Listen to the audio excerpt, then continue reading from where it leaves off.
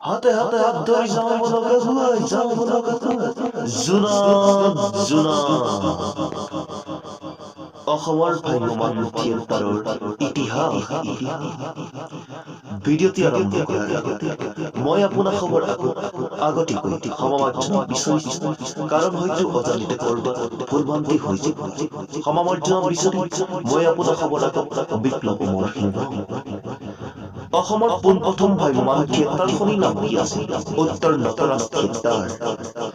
কিমান চনত নটৰাজ থিয়েটাৰে জন্ম লাভ কৰিছিল উত্তৰ 1963 চনত অসমৰ ভ্ৰাম্যমাণ থিয়েটাৰৰ জন্মদাতা আৰু নটৰাজ থিয়েটাৰৰ জন্মদাতা কোন আছিল উত্তৰ অচ্যুত লহকৰদেৱ পোনপ্ৰথমে কোনজন ব্যক্তিয়ে নটৰাজ থিয়েটাৰক ভ্ৰাম্যমাণ থিয়েটাৰ বুলি নামকৰণ কৰিছিল উত্তৰ সিংহপুৰুষ ৰাধা গোবিন্দ বৰুৱাই 1963 চনত নটৰাজ থিয়েটাৰত নাটসমূহ কি আছিল উত্তৰ নটভূৰ্য হৰি শৰ্মাৰ পুত্ৰ উত্তম বৰুৱাৰ জেৰেগাৰ সৈতে অতুল চন্দ্ৰ হাজৰিকাৰ টিকেন্দ্ৰজী পোনপ্ৰথমবাৰ নটৰাজ থিয়েটাৰৰ অভিনেতা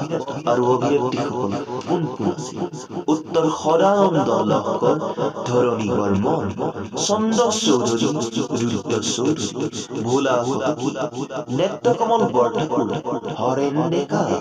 কান্তি বড়ো ৰাজকৃষ্ণ বাহুল বল্লদেৱ শইকীয়া স্বৰ্ণ বৰা লক্ষদা বৰদলৈ বীণা বৰঠাকুৰ বাণী বৰঠাকুৰ খগেন্দ্ৰনাথ বৰ্মন আদি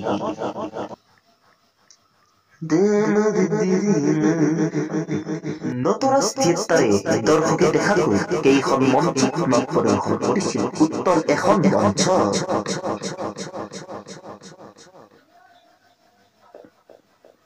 নটৰাজ থিয়েটাৰৰ মঞ্চত কি লগোৱা হৈছিল উত্তৰ চকা পোনপ্ৰথমে দৰ্শকে দেখাকৈ দুখন মঞ্চত কোনখন থিয়েটাৰে নাট প্ৰদৰ্শন কৰিছিল উত্তৰ মঞ্চৰূপা থিয়েটাৰে ৰাধা গোবিন্দ বৰুৱাই কাৰ সাহায্যাৰ্থে নটৰাজ থিয়েটাৰত আমন্ত্ৰণ কৰিছিল উত্তৰ গুৱাহাটী টাউন ক্লাবৰ সাহায্যাৰ্থে ৰাধা গোবিন্দ বৰুৱাই নটৰাজ থিয়েটাৰৰ বিষয়ে ক'ত বিশ্বৰ সৰ্বপ্ৰথম ভ্ৰাম্যমাণ থিয়েটাৰ বুলি ডাঙৰকৈ বিজ্ঞাপন দিছিল উত্তৰ বাতৰি কাকতত এই চেগতে জনাইছিল 1959 চনত সদানন্দ লহকৰদেৱে নটৰাজ অপেৰা নামে এটি নাট্যদল মুকলি কৰে 1963 চনত সদানন্দ লহকৰদেৱৰ ভাতৃ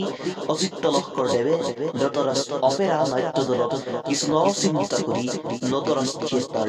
জন্ম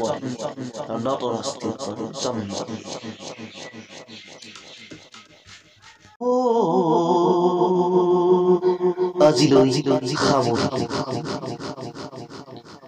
সদৌ শেষক ভ্ৰাম্যমাণ থিয়েটাৰৰ জন্মদাতা অচ্যুত লহকৰদেৱলৈ হাজাৰ বাৰ প্ৰণাম জনাই আজিলৈ বিদায় মাগিলোঁ